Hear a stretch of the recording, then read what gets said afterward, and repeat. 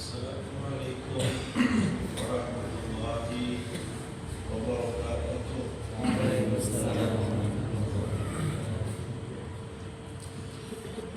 Bismillah, subhanallah, walhamdulillah, wa la ilaha illallah, wallahu akbar, wa la hawla wa la quwwata illa billahil aliyyil azim.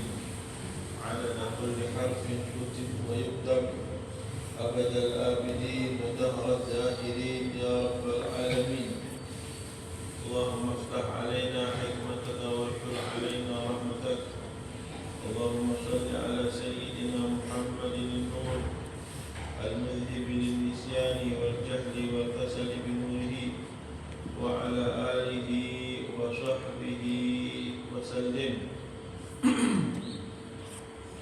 Alhamdulillah wa syukrulillah ala ni'amillah, atas semua nikmat limpahan karunia yang Allah Subhanahu wa taala berikan kepada kita semua.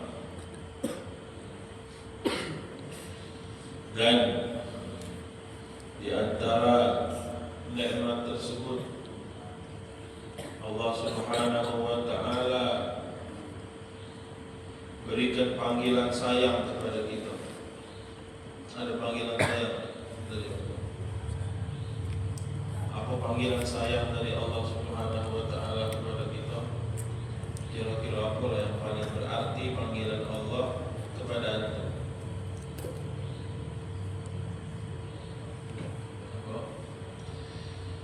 Panggilan yang berarti dari Allah Subhanahu wa taala kepada kita ketika Allah Subhanahu wa taala manggil, ya ibadi, wahai hamba-hambaku. Wah, itu panggilan yang paling berarti, yang paling besar, yang paling agung, yang paling sayang dari Allah Subhanahu wa taala.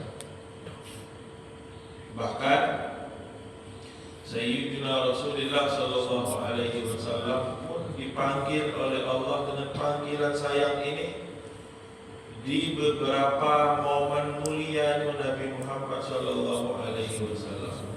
Kira-kira apa hal yang sangat mulia bagi Nabi Muhammad? Al-Quran yang Allah Subhanahu wa taala turunkan, wah itu sangat mulia untuk Nabi Muhammad. Di momen itu harusnya Allah panggil Nabi dengan panggilan kebesarannya. Ternyata panggilan kebesaran Nabi Muhammad itu adalah Nabi dinisbahkan kepada Allah Subhanahu wa taala.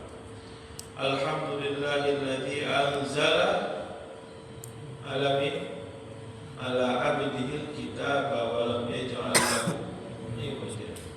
Ala abdihi, kepada hambanya. Jangan dikira hamba di panggilan kecil, panggilan besar untuk Nabi Muhammad. Di momen Nabi Muhammad di-Isra Mi'rajkan oleh Allah Subhanahu wa taala pun Allah panggil dengan panggilan kebesaran dan kesayangan ini. Subhanalladzi asra fi 'abdihi lailan minal masjidil harami ila masjidil aqsa. Hamba dengan hamba. Asra bi 'abdihi, yang mengisrakan hambanya. Nabi Muhammad bukan dipanggil Rasul yang mulia, yang agung, disebut dengan hamba. Makanya kata para ulama, panggilan sayang terbesar dari Allah Subhanahu wa taala ketika kita dipanggil, ya abdi, wahai hambaku. Itu panggilan terbesar dan tersayang dari Allah Subhanahu wa taala. Makanya kata Al-Imam Qadhi Iyad rahimahullahu ta'ala, Qadhi Iyad itu salah satu imam min a'immatil malikiyah, pengarang kitab Asy-Syifa. Apa kata beliau? Wa mimma zadani syarafan watiha wa kittu bi akhmusi aqa'us thuraya dukhuli tahta qawlika ya ibadi wa an sayyarta Ahmad li nabiyya. Dan yang menambahkanku kemuliaan dan ketinggian, aku ditinggikan betul, kata beliau. Siapa yang ia bilang. Wakitu bi akhmusi aqtus suraya. Saking aku terbang dengan pujian Allah ini, seakan-akan aku bisa melangkah dan menginjak langit. Ada kata manusia bisa menginjak langit, tapi terbang aku dipuji oleh Allah. Dipuji kayak apa oleh Allah? Dukhuli tahta qaulika ya ibadi. Aku masuk dalam kategori firman Allah, ya ibadi. Wah, ini udah senang betul. Senang betul, terbang rasanya. Sama kayak cewek kalau dipuji-puji cowok, terbang. Kata beliau, aku ini terbang. Seakan-akan kakiku berjalan-jalan di langit. Dan yang kedua, wa ansayyata ahmadani nabiyya. Dan engkau ya Allah menjadikan Nabi Muhammad Nabi untukku. Ini dua hal yang membuat aku menjadi terbang kemana-mana, masuk dalam kategori hamba Allah dan menjadi umat Nabi Muhammad Sallallahu Alaihi Wasallam. Dan ini kemuliaan yang alhamdulillah Allah berikan kepada kita tanpa kita minta sebelumnya. Tanpa kita minta sudah dijadikan hamba Allah dan umat Nabi Muhammad Sallallahu Alaihi Wasallam. Ma'asyiral talabah wal hadirin rahimakumullah. Kembali kita mengkaji kitab Sayyid Muhammad Al-Maliki, Mafahim Yajibu an Tushah. Qala al-mu'allif rahimahullahu ta'ala wa nafa'ana bihi wa bi ulumihi fid dharain amin. Maqamul makhluq.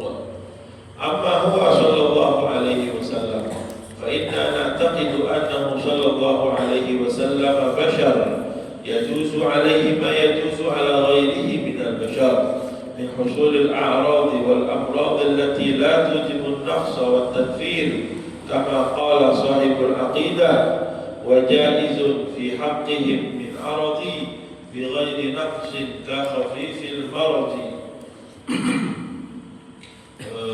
Satu bulan yang lalu kita berbicara mengenai maqam khaliq dan maqam makhluk. Berbeda antara maqam Allah dan maqam Nabi Muhammad Sallallahu Alaihi Wasallam, dan ini yang harus ditanamkan di dalam hati kita. Beda, jangan disamakan. Memang tidak bisa disamakan. Sebesar apapun rasa cinta dan ta'zim kita kepada Nabi Muhammad, tidak boleh kita membesarkan Nabi Muhammad seperti kita mengagungkan Allah Subhanahu Wa Taala. Nah, masalahnya batasan apa yang kita menjadi kebatasan untuk pengagungan Nabi Muhammad Sallallahu Alaihi Wasallam, dan itu sebenarnya sudah dibatasi oleh Nabi Muhammad. Apa kata Nabi Muhammad sebagaimana kita bahas bulan lalu? La taqruni kama aqra'atin nasara, kama la tuqruni kama aqra'atin nasara Isa bin Maryam, atau kama qala Rasulullah. Jangan berlebihan memujiku seperti kalian, atau berbuat apapun kepadaku seperti kalian seperti Nasrani berlebihan terhadap Nabi mereka Isa. Nah, ini batasannya cuma satu ini. Jangan mengantok ke Nabi Muhammad itu anak Tuhan, tidak boleh. Jangan kau sembah Nabi Muhammad, tidak boleh. Adapun menziarahi Nabi Muhammad, adapun memuji Nabi Muhammad, melantunkan qasidah untuk Nabi Muhammad, maka itu sangat baik, bahkan sangat dianjurkan. Bahkan Allah Subhanahu Wa Taala lah zat yang pertama kali memuji Nabi Muhammad biqaulihi wa innaka la'ala khuluqin. Kata para ulama, setelah pujian Allah ini kita mau puji kayak apa lagi? Rasanya tak ada pujian yang bisa menandingi pujian Allah untuk Nabi Muhammad, wa innaka la'ala khuluqin azim.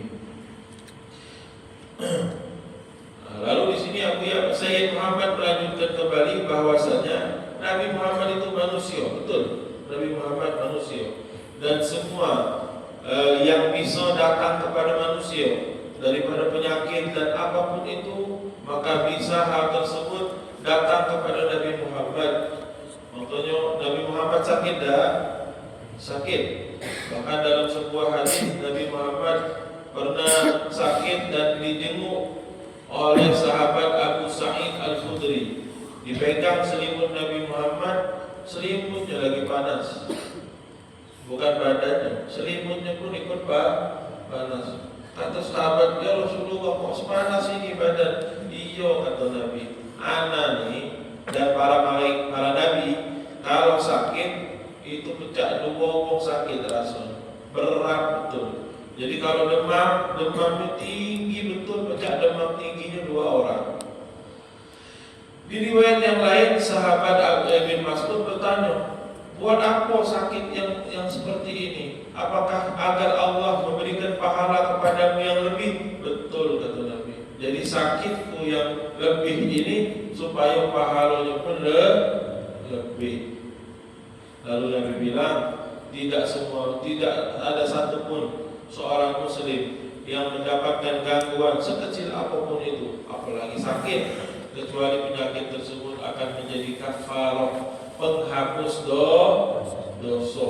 dosa-dosanya jatuh, kata Nabi, bagaikan dedaunan yang jatuh dari batang. Jadi jangan sedih dengan sakit, bapak-bapak, ibu-ibu yang sudah sepuh. Oh, jengku rasa sakitnya, oh itu Pak Ibu, habis kalau dosa. Ditambah sabar, wah Allah angkat derajatnya, Allah berikan pahala yang besar. Jadi jangan mengeluh dengan dengku yang sakit, memang sudah saatnya sakit.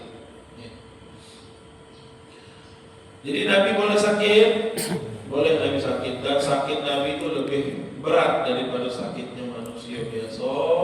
Tapi yang harus kita yakini, Nabi tidak diberikan sakit oleh Allah dengan penyakit yang membuat orang menjauh darinya. Nah, tidak boleh itu. Tidak boleh. Jadi kalau kita pernah dengar dari kecil dulu, Ustaz, tapi kami dengar dari kecil, berarti dari kecil kita dibohongi. Dari kecil kita ditipu. Nabi boleh sakit, tapi penyakit yang tidak membuat beliau kurang. Misalnya ada Nabi gila, Ustaz, dan gila penyakit, tak boleh Nabi gila. Nabi boleh pikun, Ustaz, tak boleh, tak kata Nabi pikun. Karena kalau Nabi pikun, kemana wahyu Allah yang beliau bawa hilang, tidak boleh. Jadi para Nabi boleh sakit, tapi sakit yang tidak membuat martabat beliau menjadi kurang. Sakit manusia yang biasa, demam, pilek, dan lain sebagainya. Ya. Wa annahu sallallahu alaihi wasallam. Ini lagi keyakinan untuk kita kepada Nabi Muhammad sallallahu alaihi wasallam. Nabi Muhammad adalah hamba Allah yang tidak memiliki mudarat dan tidak bisa memiliki kemanfaatan baik untuk diri beliau sendiri ataupun buat yang lain. Tidak bisa. Nabi tidak bisa memberikan manfaat buat diri beliau dan tidak bisa memberikan mudarat kepada diri beliau, kepada siapapun itu. Kepada anak, istri, mantu, keluarganya, tidak bisa, Ustaz, tidak bisa. Tapi kecuali jika diizinkan oleh Allah Subhanahu wa Ta'ala. Nabi nanti memberikan manfaat buat kita betul. Siapa yang bakal melepaskan kita semua dari rasa takutnya mahsyar, pada mahsyar nanti? Seluruh manusia itu diselamatkan. Siapa yang selamatkan? Nabi Muhammad. Yang memberi syafaat Nabi Muhammad, yang dikenal dengan asy-syafa'atul uzma. Itu yang beri Nabi Muhammad. Lo kan katanya Nabi tak bisa beri manfaat. Tidak bisa beri manfaat kecuali diizinkan oleh Allah. Jika sudah Allah izinkan, bisa lah. Nabi bisa sembuhkan para sahabat yang sakit. Bahkan di dalam beberapa riwayat ada orang sudah mati bisa dihidupkan oleh Nabi Muhammad. Bisa. Kalau diizinkan oleh Allah Subhanahu wa Ta'ala. Jadi maksudnya Nabi tidak bisa memberi manfaat dan mudarat tanpa izin Allah. Kalau sudah diizinkan, maka Nabi pun bisa. Apa di dalam suratul A'raf, qul la amliku li nafsi naf'an wa la dharran illa ma syaa Allah. Itu Nabi Muhammad disuruh ngomong, disuruh jelaskan oleh Allah. Aku tidak memiliki kemanfaatan, kemudaratan untuk diriku sendiri. Bukan paling sayang sama dirinya. Nah, untuk diriku sendiri lagi tidak bisa. kecuali seizin Allah Subhanahu wa ta'ala. Dan juga Nabi Muhammad yang harus kita yakini ada risalah, sudah menyampaikan risalahnya, sudah menyampaikan amanahnya. Bahkan ini adalah sifat wajib bagi seorang nabi, yaitu at-tabligh. Wa nasahal ummah, Nabi pun sudah memberikan nasihat kepada umatnya, dan beliau pun telah berjihad fi sabilillah sampai beliau meninggal. Maka beliau kembali kepada Allah, diridhai, dan beliau pun ridha dengan semua yang Allah Subhanahu wa ta'ala berikan kepada Nabi Muhammad. Ini yang harus kita yakini lagi. Nabi Muhammad meninggal. Innaka mayyitun wa innahum mayyitun. Sebelum Nabi meninggal, Nabi sudah dibilang oleh Allah, ya Muhammad, engkau nanti bakal mati. Wa ma ja'alna li basharin min qablikal khuld. Kata Allah Subhanahu wa ta'ala, sebelummu ada kakek yang kekal di muka bumi ini, dan engkau pun tak bakal kekal di muka bumi ini. Ini harus kita yakini. Satu-satunya zat yang kekal dan abadi siapa? Allah Subhanahu wa ta'ala. Jadi Nabi mati, Ustaz, meninggal. Kalau untuk kehidupan dunia Nabi sudah meninggal, tapi Allah beri kekhususan untuk para anbiya. Bukan Nabi Muhammad baik, semua Nabi diberi khususiyah hayyun atau ahya fi kuburihim. Mereka hidup di dalam kuburan mereka. Hidup seperti apa? Hidup yang lebih sempurna daripada hidup yang Nabi saat itu hidup. Kehidupan beliau di dalam kuburan lebih sempurna, lebih hebat lagi. Jadi bisa lintas alam Nabi Muhammad SAW dengan beliau berada di dalam kuburannya. Lalu kata Sayyid Muhammad Al-Maliki, seperti yang Al-Faqih jelaskan di awal, untuk Nabi Muhammad al-ubudiyah. Ini penting betul ini. Kalau menurut orang Nasrani, Nabi Isa adalah anak Tuhan.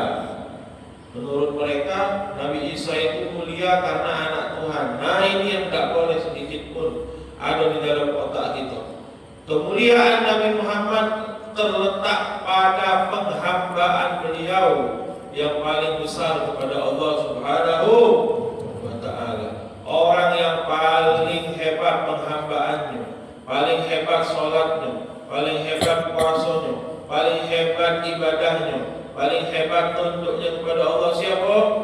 Nabi Muhammad sallallahu alaihi wasallam. Tapi Ustaz, kami tak pernah dengar Nabi Muhammad sholat 100 rakaat. Oh, kami dengar Syekh Fulan sholatnya 100 rakaat.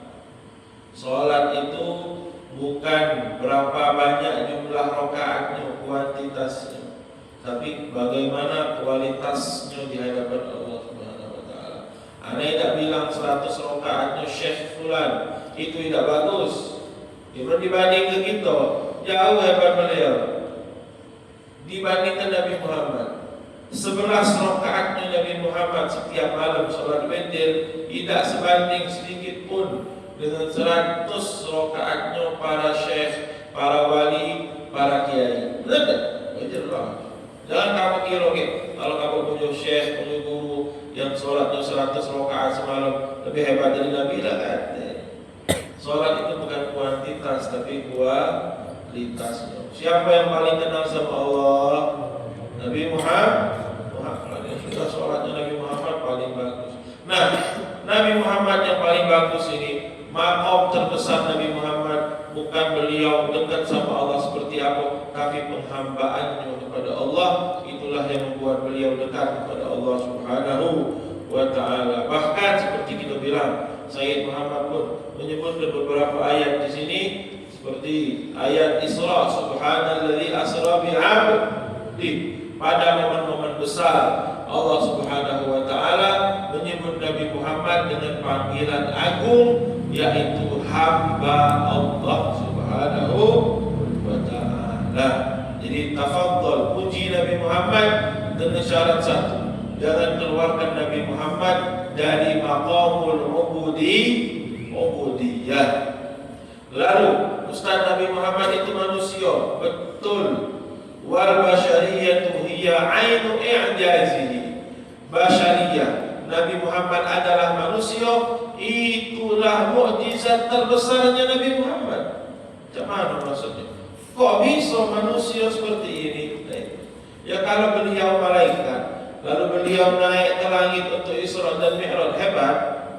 Biasa baik. Karena setiap hari malaikat warawiri langit bumi. Tapi ini ada manusia yang jasadnya seperti kita bisa menembus langit bumi. Itulah mukjizat besar Nabi Muhammad. Manusia bisa menembus langit dan bumi. Manusia bisa menerima wahyu yang berat. Wah, itulah mukjizat besarnya Nabi Muhammad. Karena beliau manusia. Mungkin kalau beliau bukan manusia biasa baik. Tapi karena beliau manusia bisa menerima beban seberat itu, itulah kehebatannya Nabi Muhammad SAW. Jangan kamu kira Al-Quran itu enteng. Ya enteng dan dipegang. Al-Quran itu berat.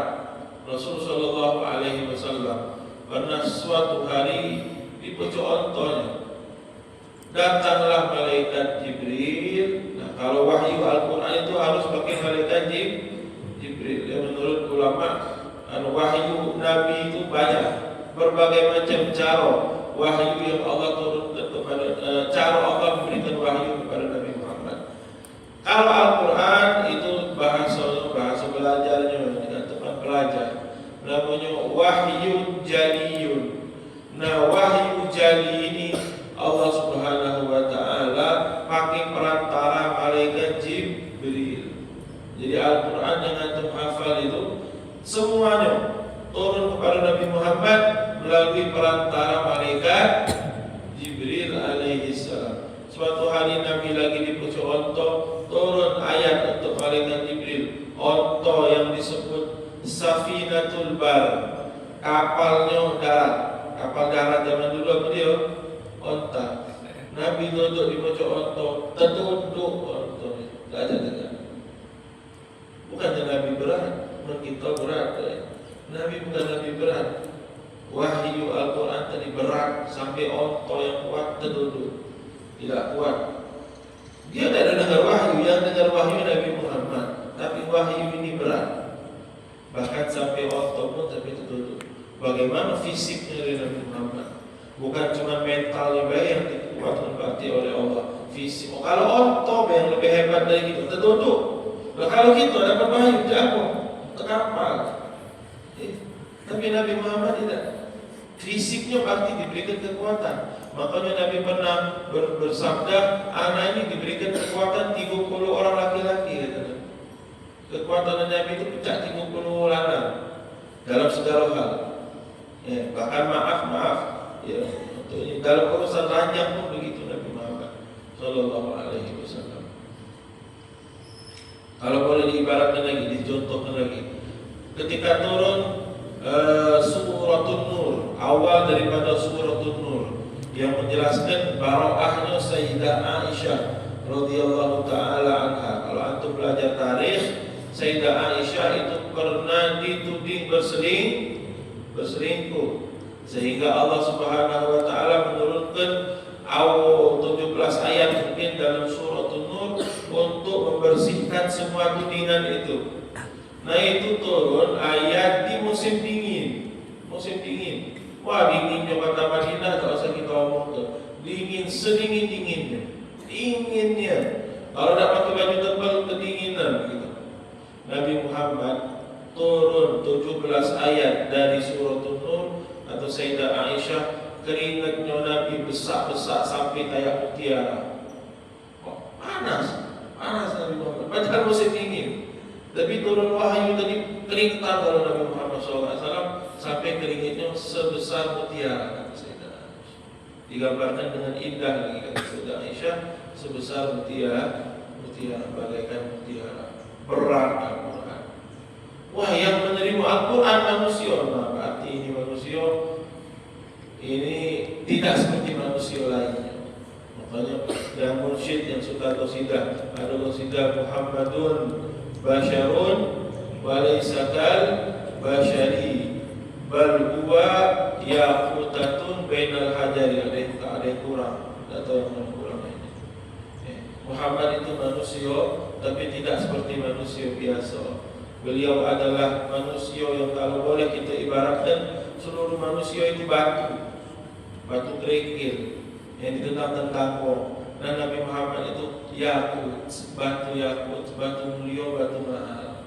Itu Nabi Muhammad. Jadi kalau harus kita pahami Nabi Muhammad manusia, betul beliau manusia tapi tidak seperti manusia lain. Beliau sengaja dibuat oleh Allah manusia, diciptakan oleh Allah dalam bentuk rupa manusia agar terlihat betul kehebatan manusia tersebut. Nah, ini ada salah kaprah. Banyak orang yang salah kaprah memandang Nabi Muhammad dari segi manusianya. Nah, ini tidak boleh. Salah ini.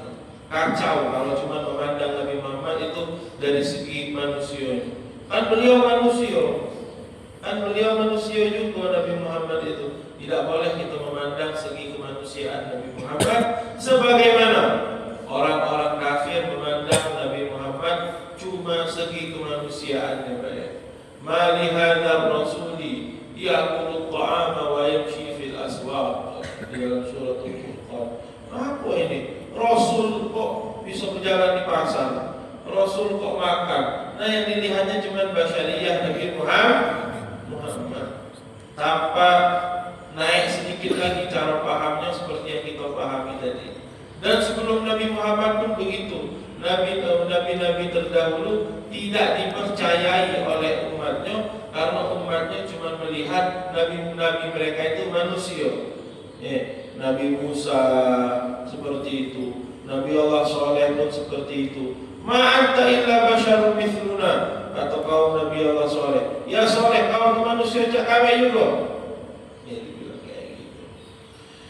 Lalu ashabul aikah, kaumnya Nabi Allah Syuaib pun seperti itu. Wa ma anta illa basyarun mithluna wa inna dhunnuka laminal kadhibin. Kau manusia seperti kami. Kaumnya Nabi Allah Musa pun seperti itu. Faqalu anu'minu li basyaraini mithlina. Masa kami harus beriman kepada dua orang, Musa wa Harun, yang dia dua orang itu manusia seperti kami. Nah, ini cara memandang Nabi yang Allah utus cuma dari segi manusiawi baik, itu salah.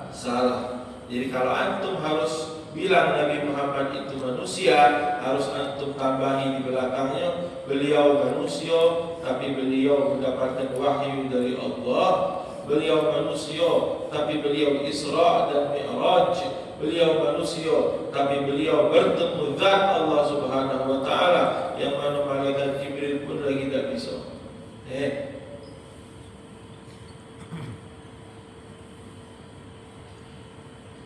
Lalu Nabi Muhammad sallallahu alaihi wasallam, ketika harus kita pahami beliau adalah manusia. Nah, kita harus pahami beberapa hal, kita singkat biar cepat. Dari Nabi dewek yang menjelaskan, anak ini manusia, iya, boleh dan harus. Atau pahami anak ini manusia, harus wajib. Tapi lihat seperti apa manusia ini. Sudah kita sebutkan beberapa tadi. Manusia yang Allah Isra Mi'rajkan, yang bertemu zatnya Allah Subhanahu wa taala, manusia yang Allah Subhanahu wa taala berikan wahyu kepadanya dan wahyu itu berat seperti Al-Faqih gambarkan tadi. Manusia yang Nabi Muhammad menggambarkan dirinya, apa kata Nabi, tanamu ainaya wa la yanamu qalbi. Kalau aku lagi tidur, yang tidur itu cuma mata hatiku tidak pernah tidur, tidak pernah lalai dari hadratullah. Makanya kata para ulama dan dijelaskan di dalam kitab-kitab hadis dan sirah, Nabi Muhammad kalau tidur wudhunya tidak batal. Nabi tidur langsung sholat boleh. Yang lain jangan nurut Nabi. Anak ni pecah Nabi juga Ustaz. Apa? Tak pernah lalai dari Allah. Ada kata Nabi itu yang matanya baik macam tapi hatinya tak pernah lalai dari Allah. Yang ini manusia, itu manusia biasa. Ini orang hebat ini. Apa Apalagi Nabi Muhammad manusia, tapi Nabi pernah menjelaskan, kata Nabi, antum kalau sholat di belakangan itu benar-benar sholatnya. Ngapa? Inni la arakum min warai kama arakum min amami. Antum yang di belakangan ketika sholat itu anda bisa melihat seperti anda melihat orang yang di depan anda. Jadi gerak-gerik antum ketika sholat anda tahu kalau kata Nabi. Ini manusia luar biasa. Orang dia menghadap ke kiblat, yang di belakang dia tahu kalau gerak-geriknya. Manusia yang Allah Subhanahu wa taala bilang, kata Nabi Muhammad, utitu bimafatihi khazainil ardi. Aku diberikan oleh Allah Subhanahu wa taala kunci khazainul ardi. Khazainul ardi itu artinya kekayaan alam. Itu dimiliki kuncinya oleh Nabi Muhammad sallallahu alaihi wasallam. Kekayaan alam seperti apapun itu, baik itu kekayaan yang bersifat materi atau kekayaan alam yang bersifat ilmu dan lain sebagainya, dimiliki oleh Nabi. Ini bukan manusia biasa. Ini manusia adalah manusia yang kata Allah, kata beliau menjelaskan dirinya sendiri. Kata Nabi, fa'aktiru alayya minas sholat. Nabi pernah banyak di hadis-hadis mengenai sholawat untuk Nabi Muhammad. Nabi bilang, banyak-banyaklah sholawat dan salam kepadaku. Karena apa? Karena Allah Subhanahu wa ta'ala mengizinkanku untuk menjawab sholawat kalian. Dan sholawat kalian itu disodorkan Allah kepadaku. Itu Nabi ngomong sama sahabat. Akhirnya ada sahabat yang bertanya, ya Rasulullah, masa engkau itu kan nanti sudah meninggal? Ya sholawat itu tak bisa antum jawab, orang sudah meninggal. Apa kata sahabat? Qalu ya Rasulullah, wa kaifa tu'radu sholatuna alaika wa qad alimta. Siapa sholawat bisa sampai kepadamu? Kau sudah meninggal, sudah menjadi tulang belulang nanti. Kata Nabi Muhammad sallallahu alaihi wasallam, inna Allah azza wa jalla harrama 'alal ardi ajsadal anbiya. Allah haramkan bumi untuk memakan jasad para nabi. Jadi Nabi itu hidup di dalam kuburannya menjawab salawat dan salamnya itu disampaikan kepada Allah.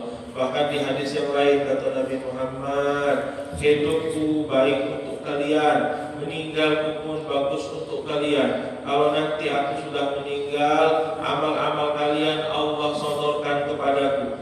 Jika aku lihat ada amalan yang baik, aku akan bersyukur kepada Allah Subhanahu wa taala. Jika nanti aku lihat ada amal hambaku yang umatku yang disodorkan oleh Allah Subhanahu wa taala dan itu tidak baik, maka aku akan meminta ampun kepada Allah Subhanahu wa taala untuk umatku tersebut.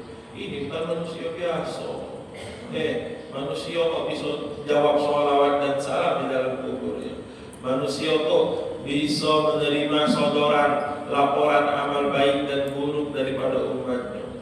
Manusia kok bisa sholat melihat semua yang ada di belakangnya. Manusia kok kalau tidur cuma matanya baik tapi hatinya tidak tidur.